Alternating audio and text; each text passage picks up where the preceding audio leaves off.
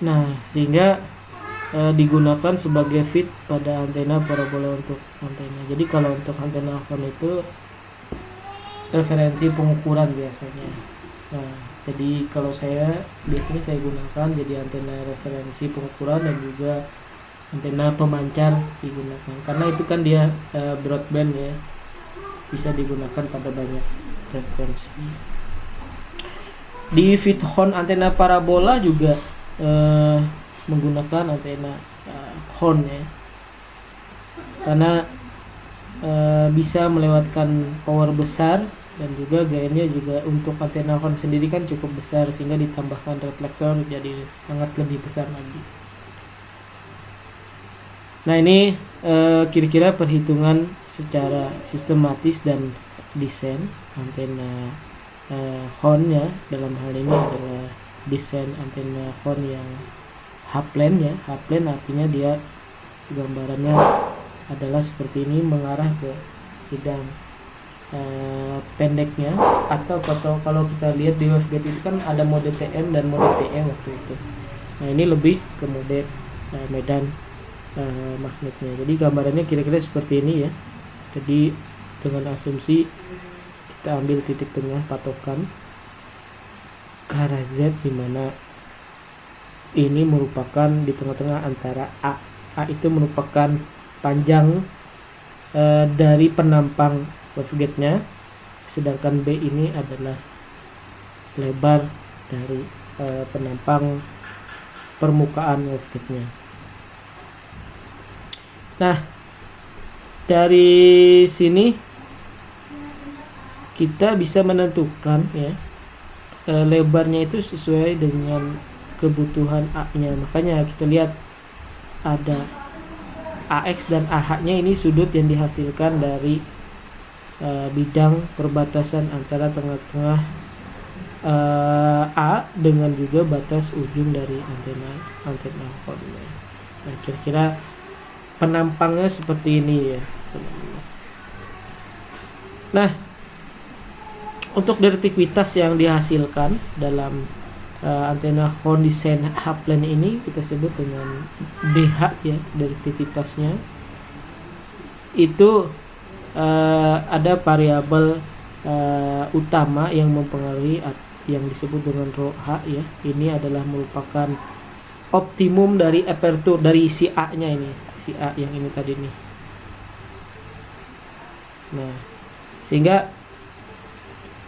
sehingga kita bisa menentukan nilai maksimum directivity-nya.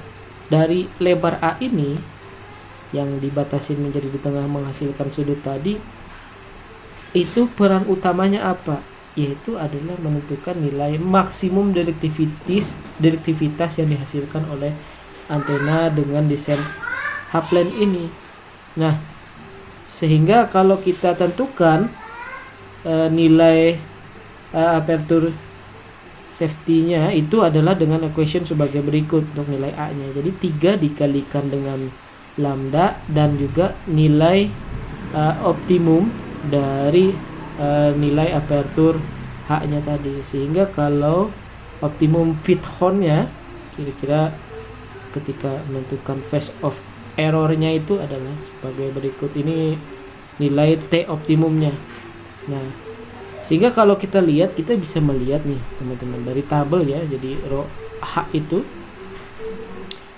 ketika A misalkan, ketika ini kan bagian lambda A dibagi lambda adalah sekian, maka kita bisa melihat nilai efektivitas kalau dari rho H-nya per lambda itu kan sama dengan 100. Nah, kita bisa melihat berapa directivitas maksimum yang dihasilkan dari penentuan lebar antena horn tersebut. Nah, ini yang E-plane hampir sama sebenarnya, tapi kita balik, kita putar tipe antenanya. Yang tadi adalah posisi A yang panjang, sekarang kita balik ya. Jadi A itu jadi lebih pendek dan yang B-nya yang menjadi lebih panjang kalau tadi sebelumnya pendek.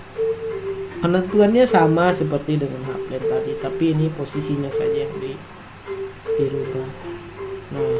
kira-kira seperti ini. Jadi kalau ini row E dan persamaannya juga sama ya, jika ada nilai tabunya juga sama. Jadi itu hanya dirubah sebenarnya secara logika, hanya mengubah bentuk, dimana kita melihat tujuannya adalah melihat efektivitas directivitas dari maksimum pancaran suatu antena phone, baik dia mode E-plane maupun H-plane.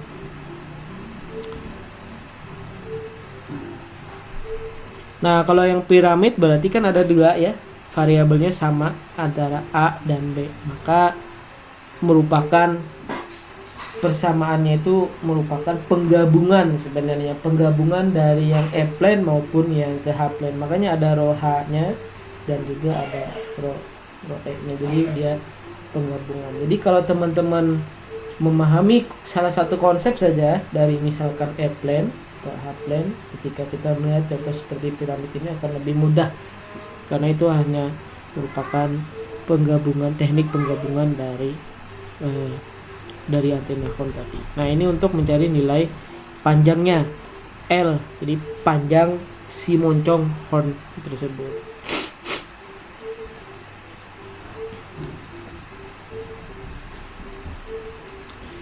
Nah, ini antena desainnya ya untuk dari piramid. Jadi directivitas dari piramid itu, nah ini kan dia kombinasi ya. Jadi nah ini merupakan universal radiation pattern of sektor E dan H-plane. Seperti yang saya sebutkan tadi sebelumnya bahwa bahwa piramid itu merupakan suatu kombinasi ya, bisa dikatakan kombinasi atau semacam gabungan dari E-plane maupun H-plane dengan nilai directivitasnya seperti ini ya. Jadi pi per 32 dikalikan dengan nilai yang ada di sisi panjang A-nya dan juga dikalikan dengan ada pada sisi panjang B-nya. Nah, ini piramid standar gain itu seperti ini.